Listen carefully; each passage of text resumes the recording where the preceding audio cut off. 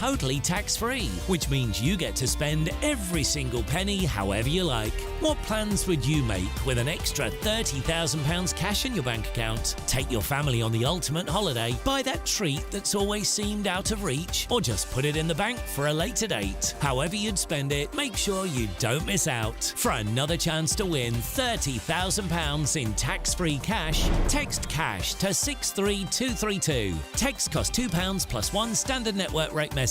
You can enter online at gbnews.com/win. Entries cost £2. Or post your name and number to GB07 PO Box 8690 Derby DE1 9TT. UK only. Entrance must be 18 or over. Lines close at 5 p.m. on the 30th of August. Please check the closing time if listening or watching on demand. Good luck. I'm Patrick Christie's. Every weeknight from 9, I bring you 2 hours of unmissable, explosive debate and headline-grabbing interviews. What impact has that had? We got death threats and the bomb threats on. As time passes, she could have said stump. You made my argument for me. My guest and I tackle the issues that really matter with a sharp take on every story. It went everywhere. Something practical could be done. I can become something different. Patrick Christie's tonight from 9 p.m. only on GB News, Britain's news channel. I'm Andrew Pearce. This is GB News, the People's Channel, Britain's news channel. Join me, Neil Oliver, every Sunday night at 6 p.m. on GB News. And if an hour is not nearly enough for you, go to gbnews.com for special extended episodes online every Friday at 9 p.m, where we can truly get into the nitty-gritty of what's going on. GB News, Britain's news channel.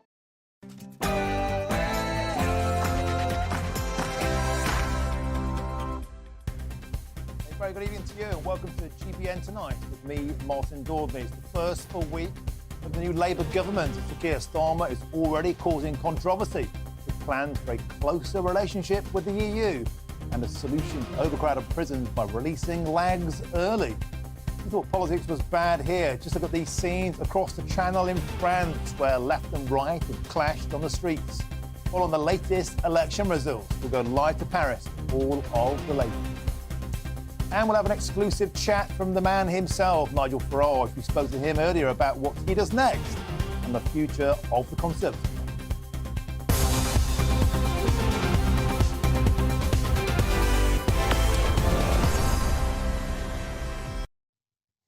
And we'll also be joined by England legend and a hero of mine, Peter Shilton, to talk about Wednesday's Euros semi-final with Netherlands. Get in touch with your thoughts on tonight's topics by visiting gbnews.com/your say. But first, here's the news with Polly Middlehurst.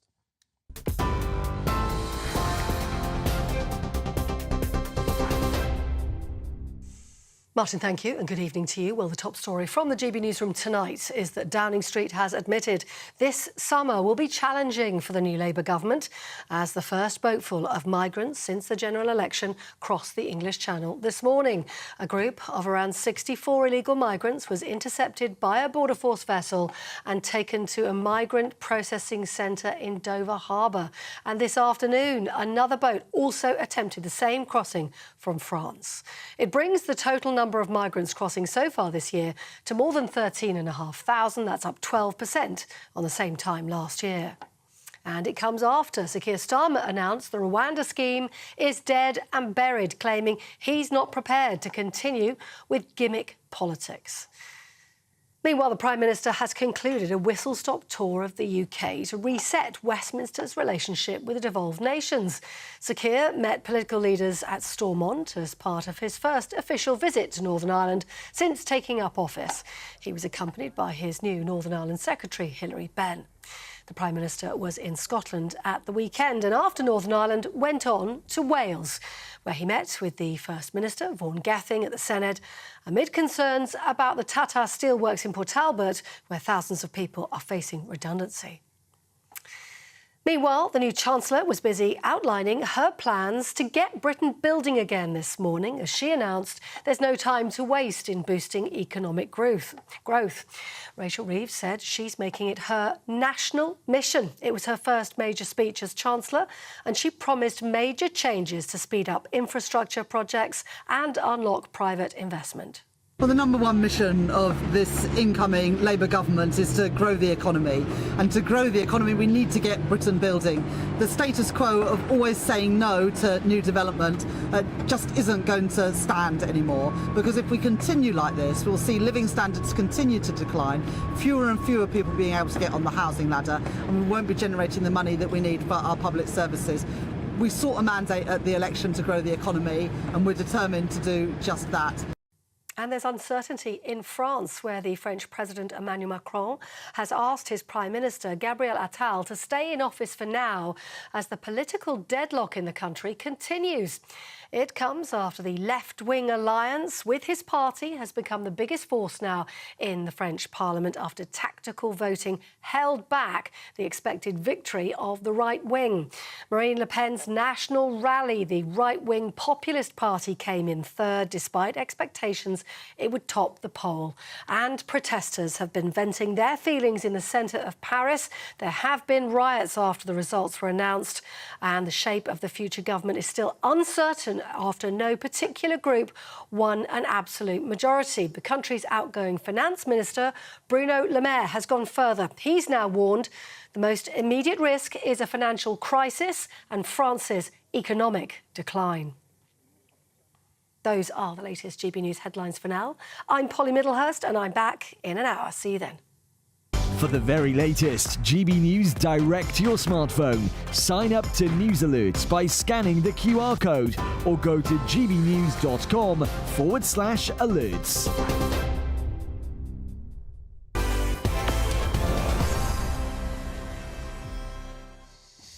A very good evening to you. I'm Martin Daubney. This is GBN Tonight. Well, it's the first full week of a new era of Labour in government.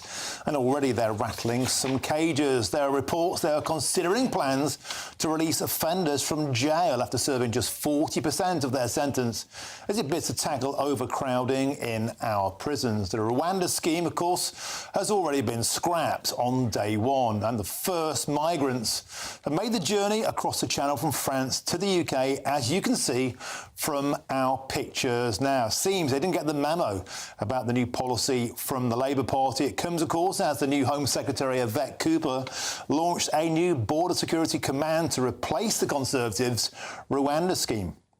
And in a move that'll surely infuriate the viewers of this show, our new Prime Minister, Sir Keir Starmer, has vowed to obtain closer ties, you've guessed it, to the European Union. Take a listen to what he had to say earlier on today. Well, right to say that we want to improve relations with the EU. We think we can get a better deal than the botched deal that Boris Johnson brought home, and we will work on that, understanding the work that needs to be done and the nature of the challenge. But yes, we do want to improve that relationship. In the meantime, we do have to get on with implementing the important changes that are necessary under the existing arrangements that we've got, because we're not going to be able to get a better relationship unless we demonstrate a commitment to the relationship and the agreements that have already been put in place. Well, it's the first Monday of a new Labour government, a new dawn, and already the red rose is between the teeth in the direction of Brussels. Who would have thought it?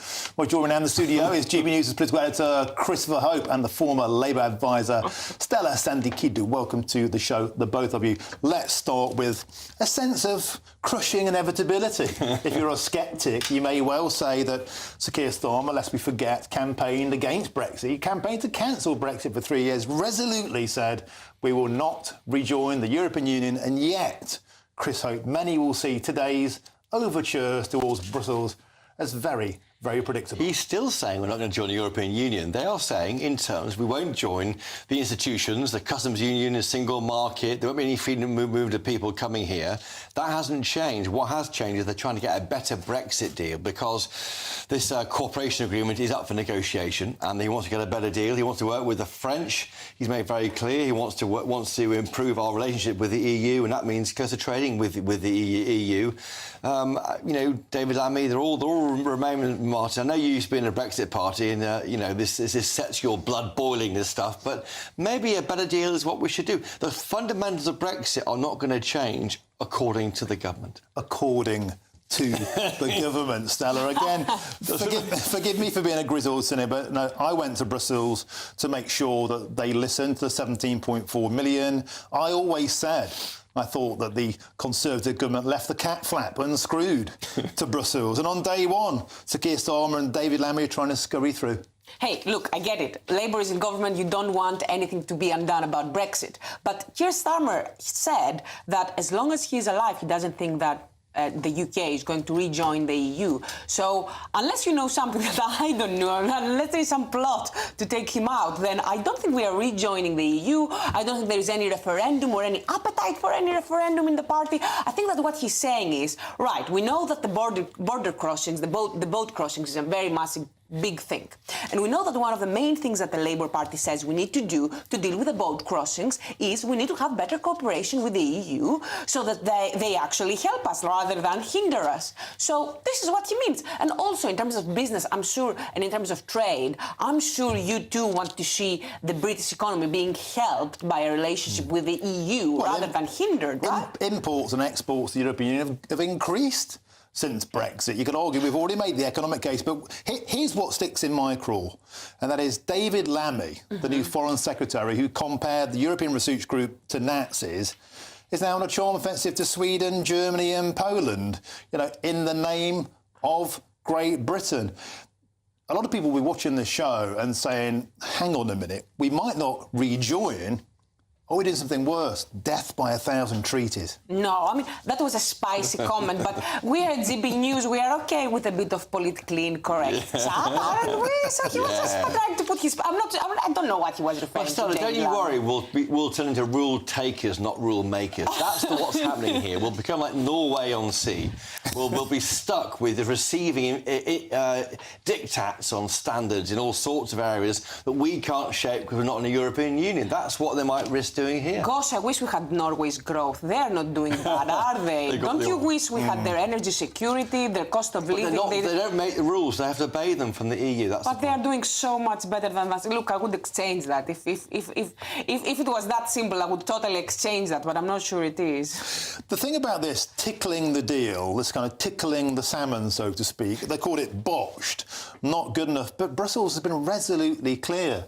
They don't want to improve the deal. They said the deal is the deal. Brexit means Brexit. This is the deal that we want. Michel Barnier has said all along, if you want to tinker with the deal, you have to accept open borders. Exactly, and that's exactly the point. Michel Barnier, no longer part of it. He negotiated the deal, didn't he, against David Davis and Theresa May and Oliver Robbins and all the other crowd from the past. But exactly right, and the concern's going to be that to do a deal on small boats, we agree to take certain numbers of asylum seekers arriving in the EU, and then becomes a kind of they are here forever. I mean, today the government has axed and got rid of the Rwanda plan. The idea of any attempt to stop them coming, to put them off from coming, has gone away. We've now got plans from the Yvette Cooper, the Home Secretary, to hire this new border security commander, rather similar to the existing senior military person already doing that kind of job. So the idea is they can get a better deal on the migrants arriving here because they have a better arrangement with the EU countries. But what do they want back?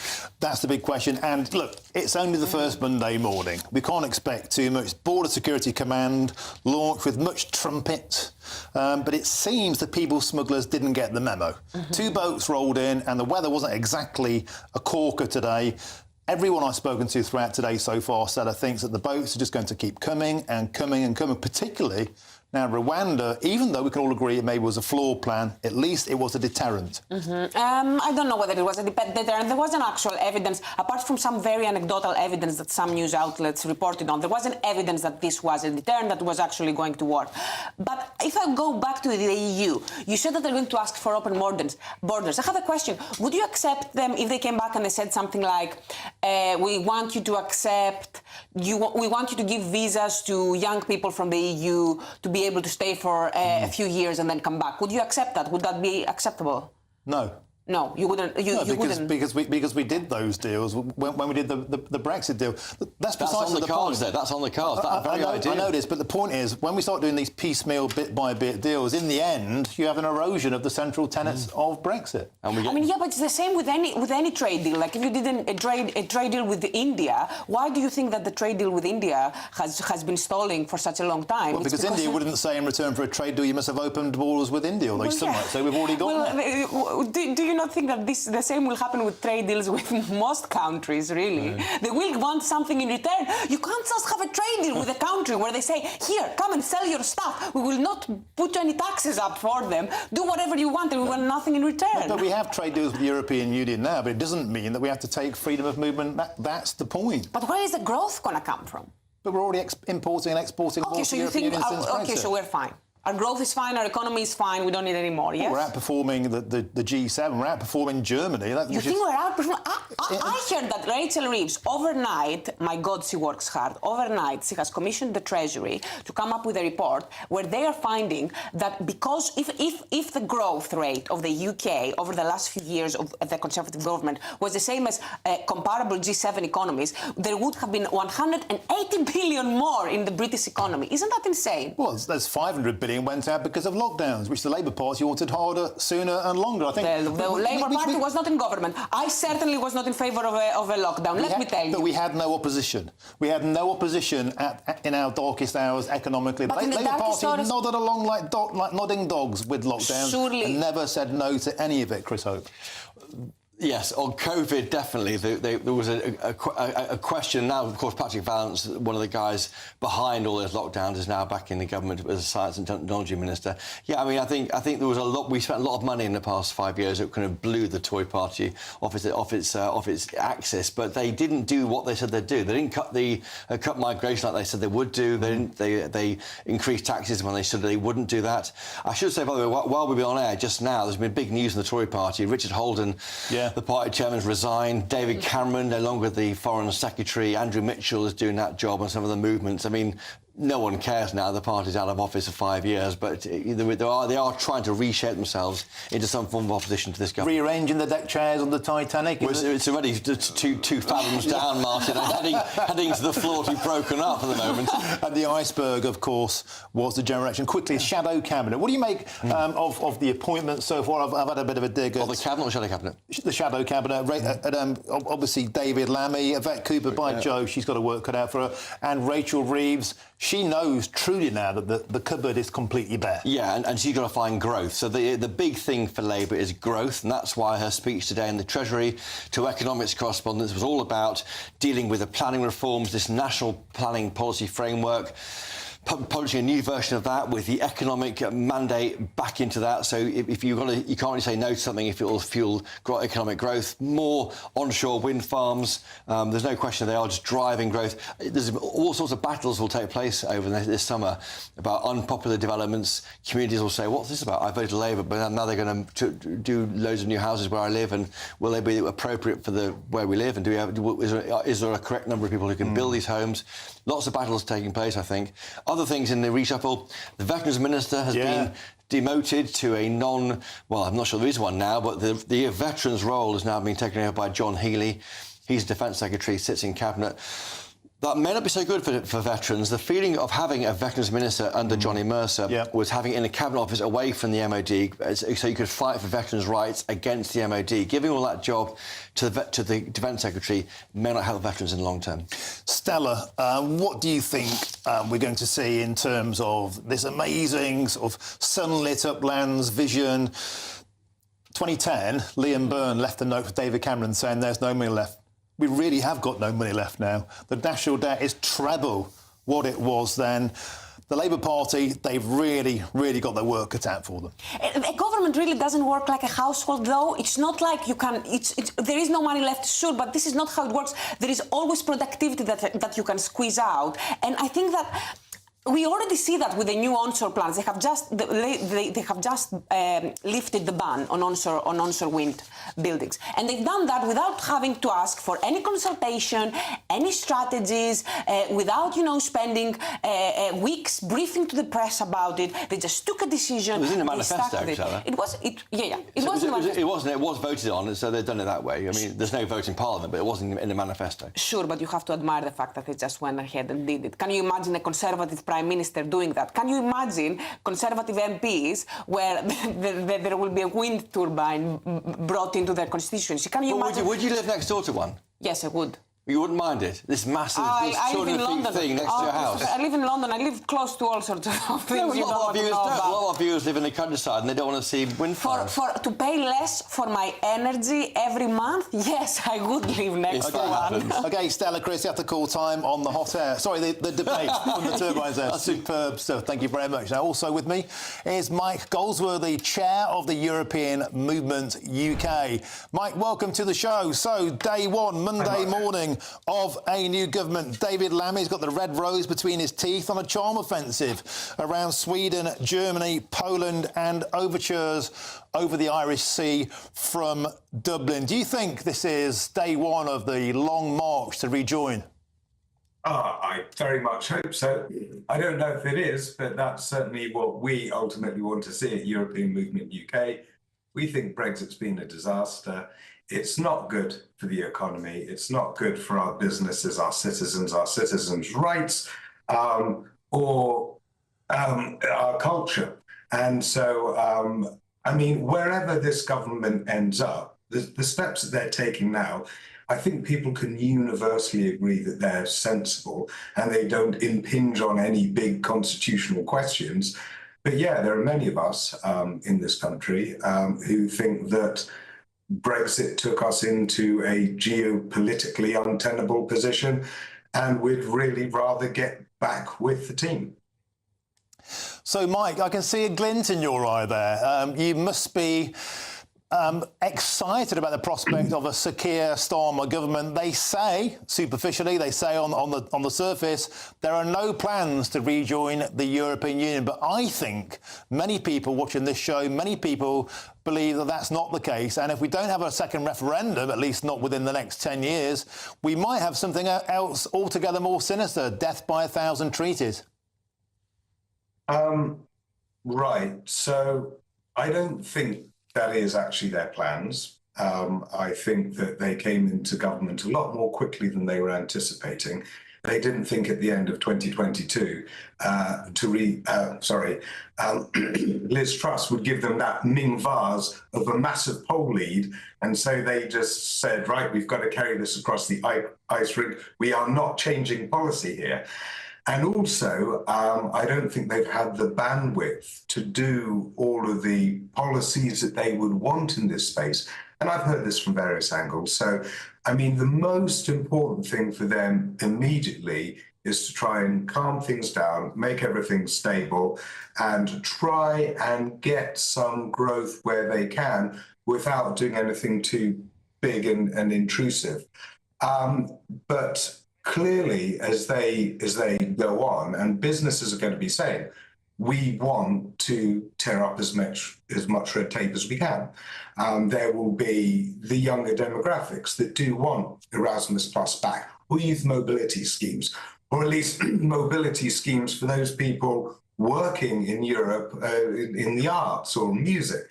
So I think that Labour doesn't have plans to break its red lines. However, there will be huge pressures on those red lines from the population at large. OK, I think that's a yes. I think that you... what specifically is it? I don't think this government has plans to break its red lines. However, I do think that demands to break those red lines will come on them from business community, from the citizenry at large, from various different campaigning groups that basically want to open up freedom of travel again, open up free trade again. Freedom of movement? Changes again. Open borders, is that a price you'd be prepared to take? Michel Barnier said if you want a better deal with the European Union, you have to have open borders. Is that worth a price worth paying? He said free movement. See, we don't have open borders because we're not in Schengen. So all of our borders, you have to show your passport at. But free movement of people, Michel Barnier said, would be a price that Britain would have to pay. You think that's a price worth paying? Oh, yeah. I mean, I actively want free movement because it did us so much good. Look, for example, at what happened when we took away free movement. We had the immigration go up, but it was from India and Nigeria. And what rights do we have to go and live and work in India and Nigeria? Maybe we want many Mike Goldsworthy would agree the Conservatives made a pig's ear of that. I'm afraid, Mike, we have to do that. We simply ran out of time. I have to close the borders on this conversation. Mike Goldsworthy, Chair of the European Movement UK, thank you very much. Now, still to come, as the government considers releasing inmates early to stop prison overcrowding, we'll be asking, is Labour going soft on crime? And, of course, we'll have Nigel Farage. See you in a minute.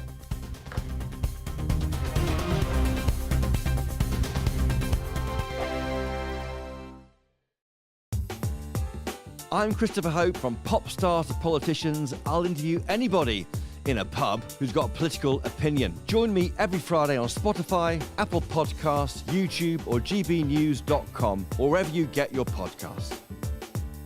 This is GB News, the People's Channel.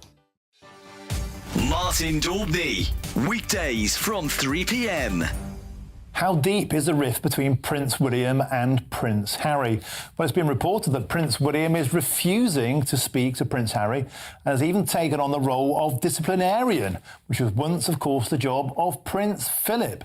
But has that job gone now to William? After the death of his mother, I know that Prince William had to think again. And then we see him with the Emperor and Empress of Japan. William thought again, do I want to do this job? Because there's nothing in our uncodified, unwritten constitution that says anybody has to be heir to the throne.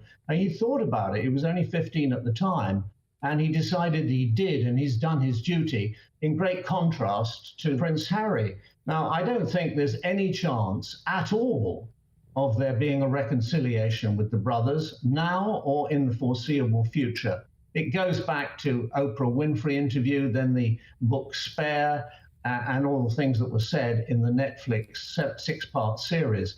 Too much bad blood. And William is not going to forgive that, principally because he, of course, and his wife attacked personally his wife, Kate. And even when the announcement of her cancer was made, their mealy-mouthed response to it didn't show any great concern to her. Okay. Because William looks at them and he would say what most people would say. All of this is completely unnecessary. It is unnecessary. Prince Harry has had a wonderful, privileged life. He owes everything to being a member of the royal family. People who are struggling, people who are battling, would wonder why he's so upset. The People's Channel. In the GB newsroom, we bring you the news as it happens. With our team of dedicated journalists across the UK, GB News brings you accurate reporting of the day's topical agenda. When the news breaks, wherever and whenever it's happening, we'll be there. This is GB News. The People's Channel. Britain's news channel. If you want your news to be straight talking, this is the nightmare for the Conservatives. Again, down to earth. It's not just Nottingham where this is happening, is it? And most importantly, honest. Hard-working, middle-class taxpayers, they'll get their book thrown at them. They catch me, Martin Daubney, Monday to Friday, 3 till 6 p.m. on GB News, Britain's news channel.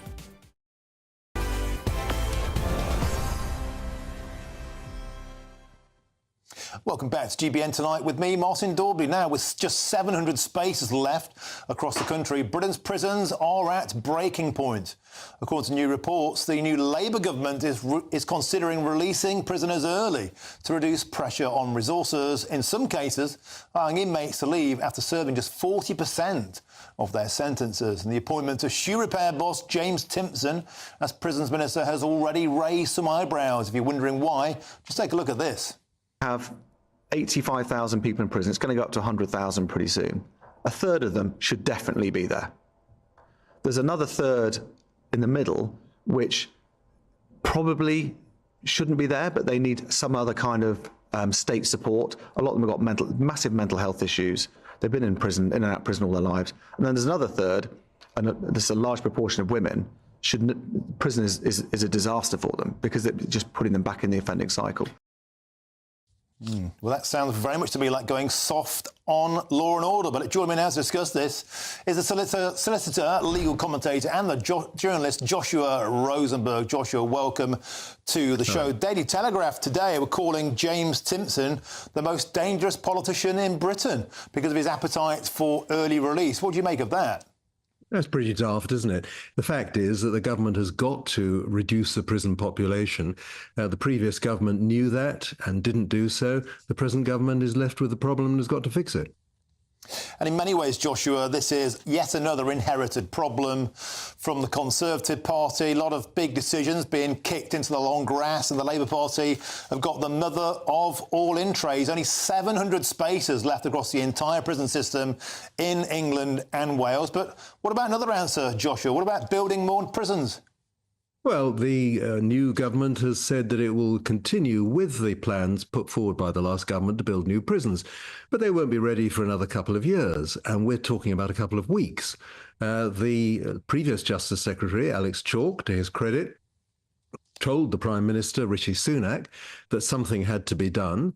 Either you had to stop short-term sentences, so if you were getting less than a year, well, you wouldn't go to prison. Rishi Sunak rejected that, or he said, well, we've got to start letting people out. Now, Alex Chalk did let prisoners out up to 70 days before the end of their sentence, but that headroom has been exhausted, and as you say, the current government has inherited the problem. It knew it was going to get this.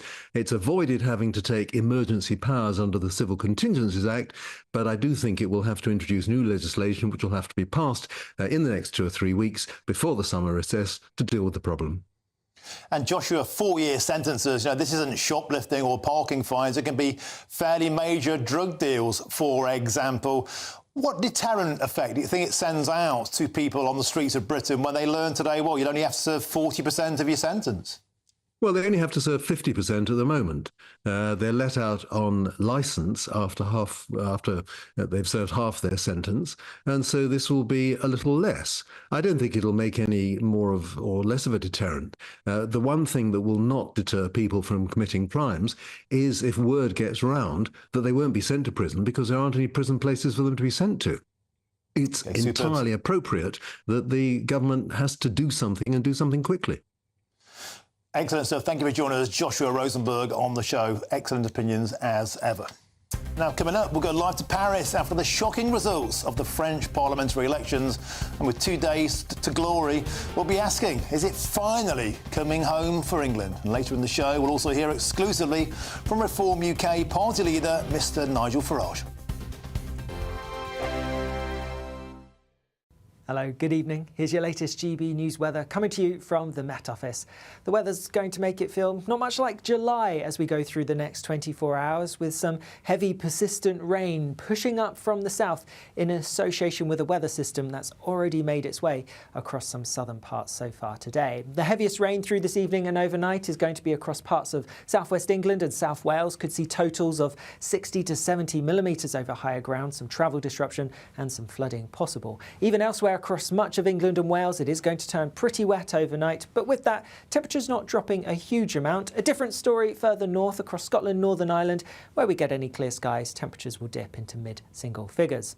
Taking a look closer at first thing tomorrow morning, and by 6-7 o'clock in the morning, far southern parts of England. Here the heavy persistent rain will have cleared, but it's staying cloudy with some damp weather around. More persistent rain lingering across this central slice of the UK, and this rain will be starting to push its way into parts of Northern Ireland and perhaps the far south of Scotland, but elsewhere across Scotland it's actually looking like a fairly decent morning. Perhaps the best of the sunshine will be towards the west, a little bit cloudier towards the south and east. Through the rest of the day we are going to see this band of rain continuing to edge further northwards, so spilling in across more parts of Scotland, Northern Ireland and lingering across the far north of England. Elsewhere further south staying fairly cloudy and some outbreaks of rain around, but there should be some brighter breaks, and in any sunshine, not feeling too bad. Temperatures peaking around 21 or 22 Celsius. Generally, though, they are below average for the time of year. More very wet weather to come across far northern parts as we go through Wednesday. A bit drier further south, maybe some sunny breaks at times, but also some showery outbreaks too. And there will be some more showers to come as we go through Thursday and Friday. That being said, there is a drying trend, so optimistically hoping for some drier weather by the weekend.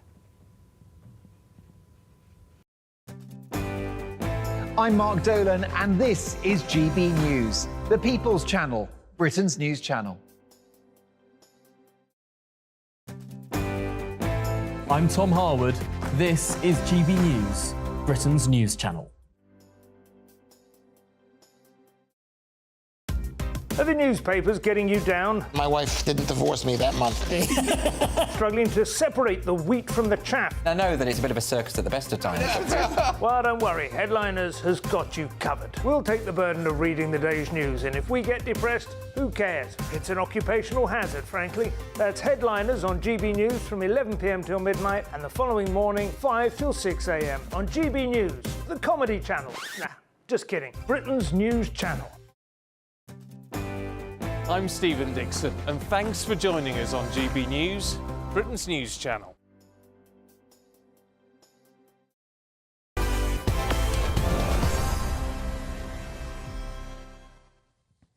Welcome back to GBN Tonight. I'm Martin Daubly. Now, it's not just the Brits who headed to the polls last week, because over in France, the second round of the French parliamentary elections has sent shockwaves across all of Europe, with the far-left New Popular Front unexpectedly winning the most seats. Macron's Ensemble Alliance coming second, and Marine Le Pen's National Rally underperforming. Pollsters' predictions in third place. Well, as you can see on your screens right now, riots quickly spread across Lyon last night.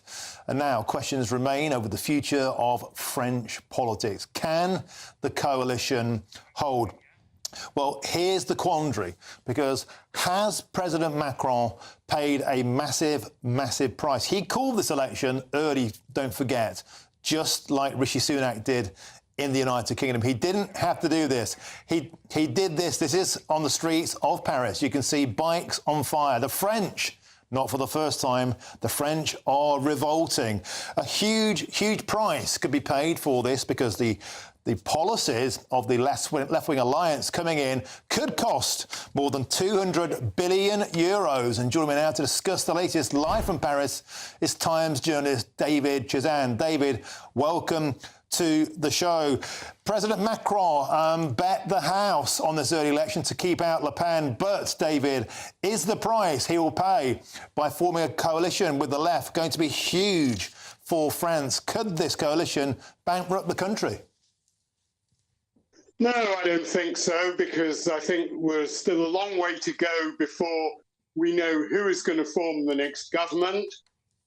It looks like the centre-left and President Macron's centrists and the centre-right are determined to keep the far left out of government. Supporters of Jean-Luc Mélenchon, who is the leader of the far-left party France Unbowed, he's a figure who is often compared to Jeremy Corbyn, and his supporters are pushing for him to become Prime Minister. But he's a hugely divisive figure, and even some members of his own party don't want to see him in power. As we're speaking now, Martin, negotiations are going on between the different parties that make up the left-wing alliance to see who they could put forward as a Prime Minister. But the parties in the alliance range from the moderate centre-left socialists through the Greens, Communists and France Unbowed. And they've got very little common ideological ground. They banded together 3 weeks ago before the election to bar the way for the far right, but agreeing on a common programme or a common candidate for Prime Minister is going to prove extremely difficult for them. So we could see a period in which France has a parliament that struggles to legislate because no one has the working majority. And David Mélenchon, as you said there, he also refused to brand Hamas a terrorist organisation. Got a lot in common there with Jeremy Corbyn. But some of the economic policies on the table would surely put the guillotine to France's economy, lowering the retirement age to 60 from 64. That would cost £49 billion per year, capping the prices of gas, food and other essentials. A further £24 billion. This is cloud cuckoo land politics, isn't it? Well, that's what investors think. I mean, under President Macron, foreign investment in France has risen quite a lot, but the markets were very concerned about the notion that the far left would be able to apply their economic policies, which would increase France's already large debt. France has public debt amounting to something like 110% of GDP. It's running a big deficit. Public finances are under strain, and as far as the business community and investors are concerned, the last thing they need is a radical far-left agenda. But the interesting thing is that the economic policies of Marine Le Pen's populist National Rally, often termed a far-right party, are very similar to those of the far left. She also wants to reduce taxes and increase wages and do all sorts of other things, and doesn't really appear to have produced much evidence to voters that she's thought out the funding for these policies. So, you know, it's what President Macron is hoping is that he can somehow cobble together a more centrist coalition and carry on with similar policies. Whether he'll be able to do that or not remains to be seen. Yeah, chaos across the Channel, and the Olympics are rolling up. All eyes on Paris and across France for that. Thank you for joining us. Times journalist David Chizan. Always a pleasure to have your company. Now, still to come as the Tories lick their wounds after their worst electoral defeat in history. We'll be asking Conservative MP Danny Kruger what comes next. Plus, an exclusive sit-down interview with the leader of Reform UK, Nigel Farage. You will not want to miss that.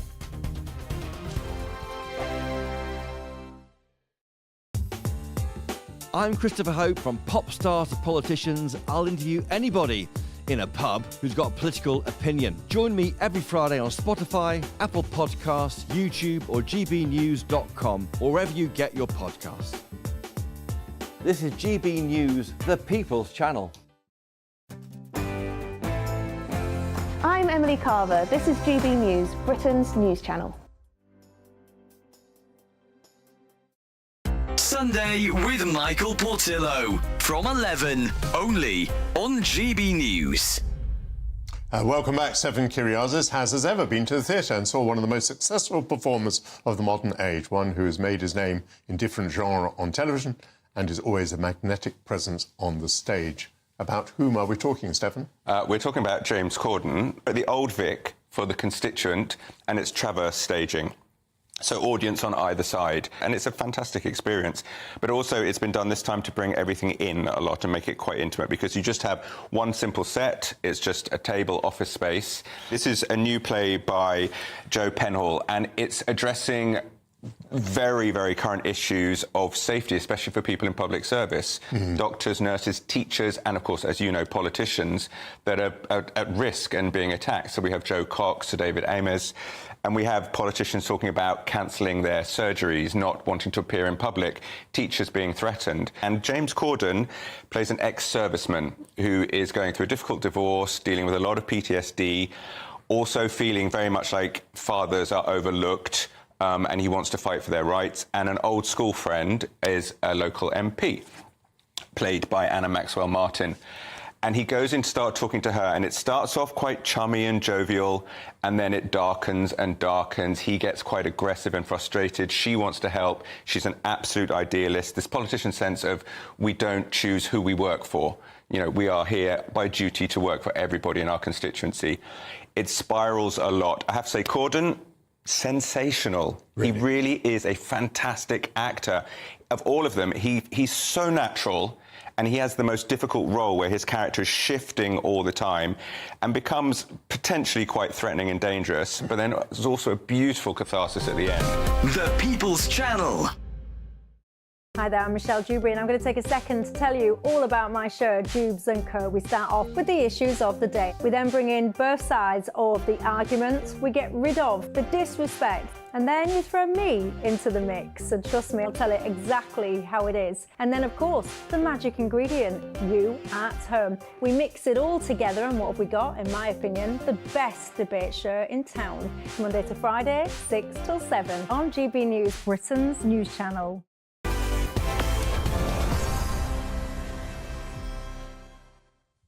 Welcome back to GBN Tonight. I'm Martin Daubney. Now, after winning a nail-biting penalty shootout, a tortuous one, against Switzerland, we are just days away from England's Euro semi-final clash with the Netherlands. With just 2 games from glory, can Gareth Southgate take us all the way? Well, there's only one man to ask. I'm joined now by the legend, the man who wore the shirt for England in 3 World Cups, former goalkeeper for England and my team, Nottingham Forest, Peter Shilton. Shilts, always a delight to have your company. So I spoke to you on Saturday. You said the 3 Lions can do it. By Jove, Shilts, you called it right. Yeah, it was a bit close though, wasn't it, Martin? I mean, obviously, these penalty shootouts are a bit nerve-jangling, but we managed to finish on the good side of one, which is fantastic. And I thought all our penalties were superb. And, of course, Jordan made the save which mattered. And, yeah, onwards and upwards. I think we're going to have to improve a little bit against the Dutch. But, you know, we can do that, I think. Who would have thought, Peter Shilton, that suddenly England's redemption would be penalties? It's always been our Achilles heel, but in open play, Shilts, we look lacking. Yeah, I think you're right there, Martin. You know, we still haven't got that buzz we had a couple of years ago. I think if Shaw can be fit and come back on the left-back position, or the left-side position, I think that's going to make a big difference to us. I think when he came on, he gave us a lot of balance. I don't know how fit he is now, whether he's 100% match fit, but he would be a massive plus for us. I know putting a defender on, people say, well, you know, we want attacking players, but it's about balancing the build-up and getting the right sort of service into the strikers, which I don't think Harry Kane, for example, had that sort of service. He's up there on his own, battling away against 2 defenders. And we haven't really had that many chances in the box. Peter Shilton, on Saturday, you called it right. You mentioned the dreaded P word. You said England to win on penalties. What's going to happen against the Netherlands? Well, I hope it doesn't go to penalties. I hope we win in full time, you know. But obviously, any result we'll do is to get in the final would be a brilliant achievement. And I'm sure the lads know that. And every game's tough now in the Championship, and I think that we can do it. We can definitely do it. We've got the players, and you need that bit of luck, you know. But it looks as though we may be having it. So keep your fingers crossed, Martin. Super, Peter Shilton, always glass half full. Thanks for joining us on GB News. Now, moving on, Reform UK leader Nigel Farage will enter the Palace of Westminster as an MP for the first time this week. Our reporter Charlie Peters spoke to him earlier, and he started by asking him what does he do next with Reform after the publicity surrounding some of his more controversial candidates and the bashing he and his party got from the media. Everybody wants to stop us. I mean, the political establishment want to stop us. The political establishment do not want change. And of course, it's great, isn't it? Rishi gives way to Keir. It's just a change in middle management. Nothing radically different is going to happen. Things will just get a little bit worse. Everything was done to try and stop us. If you look at the story selection from the BBC, things that activists said became major news stories. Did that happen with the Labour Party under Corbyn? Well, we did see some of the anti-Semitism, but frankly, not that much of it. The Channel 4 stitch-up over the so-called racist campaigner, I mean, the biggest fraud I've ever seen. The guy's an actor, a posh actor, who turned up in our office sounding like Alf Garnett. I mean, the whole thing was a stitch-up. I could moan and moan and moan, but there isn't much point. The fact is that we have no support from any national newspaper. The broadcasters, including GB News, were very limited by Ofcom in terms of the coverage they could actually give us. And the BBC acted as a political actor right throughout. My first interview on the BBC, I did a speech from Dover about the votes and why Labour's plan wouldn't work. And the new BBC News channel took it live. Midway through, they cut off, and the presenter said, well, there's Nigel Farage again using his customary inflammatory language. Just extraordinary. Now, I actually got an on-air apology, but that's not the point. It was clear from the start that the BBC had a political objective. This ran right through the Russia stuff, where the fact that I predicted 10 years ago what would happen and I was right about Ukraine suddenly becomes I'm a Putin supporter. I mean, you know, some of this stuff's always going to happen. You know, it's politics. People get very tribal. But the extent of the bashing was extraordinary. Do you know what? We're through it. I'm already planning the county council elections next year. I've been in an office here earlier on today, sorting that out as a campaign room. We are very conscious now of the potential we have with Labour voters. I mean, Tony Blair even writes in the Sunday Times that reform could now be a threat to a Labour vote. The whole establishment knows that we're here. It also knows we're not going away. And can the Conservative Party claw those votes back from us? They're so split and divided. I mean, the civil war's broken out already within the Conservative Party. So look, I genuinely think we're in a very, very strong position. Our membership is booming. We've got more members now than I ever had as leader of UKIP, for example, even when that was a major party going back a decade. So look, you know, we're in good shape. When it comes to this Tory challenge that you're going to put on for not just the local elections, but looking forward to 5 years, as of course you have to be already looking forward 5 years, is there a single candidate fighting in this civil war now who makes you nervous? Which one do you look at and think they can speak to reform voters like the others can't? Well, the media think it's Boris Johnson. But, I mean, you're having a laugh, aren't you? I mean, he's the reason they're in this much trouble. You know, he's the one who betrayed the reason that so many red wallers voted Conservative for the first time in their lives in 2019. You know, he is Boris Johnson of mass immigration. He is Boris Johnson of insane application of net zero rules. He is Boris Johnson of, you know, do as I say, not as I do. So the idea that Boris leads them back to victory, I frankly think that's completely for the birds. You know, look, I don't think it matters who wins. You know, whether it's a Priti Patel or a Suella Braverman, whether it's a Jeremy Hunt, who, by the way, did very well to hold on to his constituency. It just shows you hard work on the ground, and he did work hard, does pay off. It could be a Jeremy Hunt, it could be a Tugendhat. I don't think it matters who wins. They will be split and divided. They don't agree on anything. You know, the one nation, internationalist, globalist view against the Eurosceptic view. I mean, the earthquake of Brexit, still, the shockwaves are still coming through the political system. And one of the reasons, so that deals with that. And one of the reasons Blair is really worried about the Labour vote on us is it's all well and good David Lammy saying we want to have a better relationship with the European Union.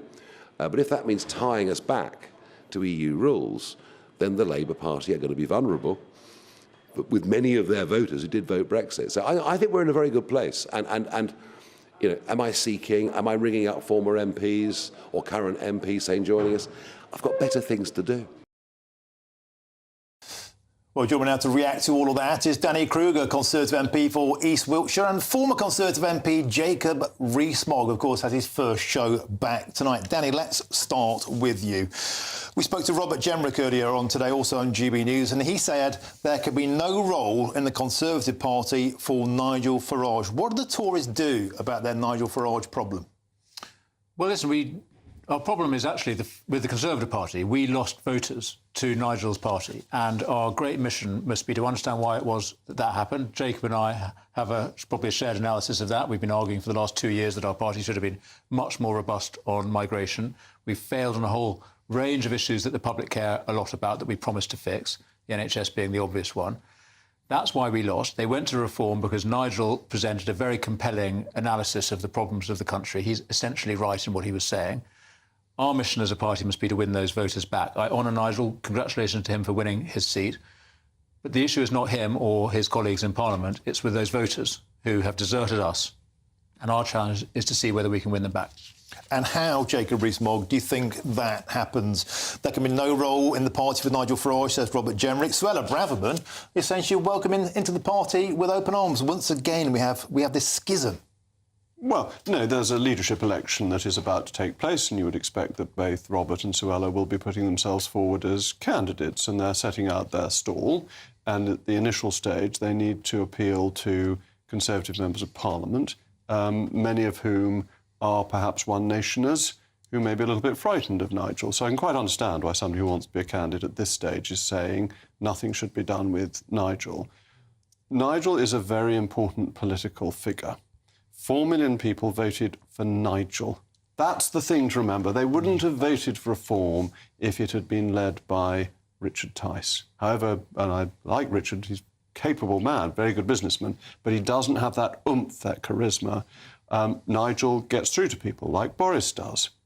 And that is something that is very valuable in politics. And the Conservatives need to work out, how can we have an offering that is not only sound politically, not only deals with migration and cutting taxes, but has a presentation that can cut through to voters. Danny Kruger, the quickest way to absorb that vote is surely just to absorb Nigel Farage into the Conservatives.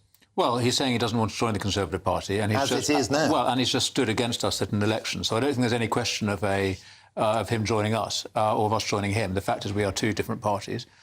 But some of us in the Conservative Party share the same analysis as he and those voters who've left us, which is that the British government failed the British people in the last Parliament. We did lots of good things. Don't want to dismiss that. But fundamentally, we didn't deliver for the people. Our mission is to win those people back. And yes, and I agree with Jacob's view there. There is a challenge around this very impressive, charismatic character in Nigel. But I don't agree with you that we will solve our problems simply by admitting him. We also have to consider those many people who did vote for us. We need to keep them. The Conservative Party is at its best when it combines with that respectable, traditional, centrist Conservative tendency, that centre-right tendency, with the people themselves in those kind of places that we've just lost. That's what the Conservative Party at its best can do. It won't do that if we just swing straight to aping reform. We have to bring those voters back to where we are, and that means ourselves moving in a direction towards them. Jacob, final words. You've got about 30 seconds. What happens next for the Conservative Party? What happens next? Well, first of all, we mustn't arrogantly assume that voters are pieces on a chessboard, that we can move according to positions that we make, that we have to win them over by arguments. So it's making the policies and it's restructuring the Conservative Party to make it a good campaigning team. And I'll be talking more about what went wrong after 8 o'clock. And now, of course, you're Jacob Rees-Mogg Unleashed. You're off the hook. You can speak more freely. I am the Ed Balls of GB News. Wow, now that is a thought to conjure with. Thank you very much, Danny Kruger, Jacob Rees-Mogg. And, of course, coming up next is State of the Nation. First, though, here's your weather with Alex Berg. I'll be back tomorrow 3 till 6. Looks like things are heating up. Boxed boilers, sponsors of weather on GB News. Hello, good evening. Here's your latest GB News weather coming to you from the Met Office. The weather's going to make it feel not much like July as we go through the next 24 hours, with some heavy, persistent rain pushing up from the south in association with a weather system that's already made its way across some southern parts so far today. The heaviest rain through this evening and overnight is going to be across parts of southwest England and South Wales. Could see totals of 60 to 70 millimetres over higher ground, some travel disruption and some flooding possible. Even elsewhere across much of England and Wales, it is going to turn pretty wet overnight, but with that, temperatures not dropping a huge amount.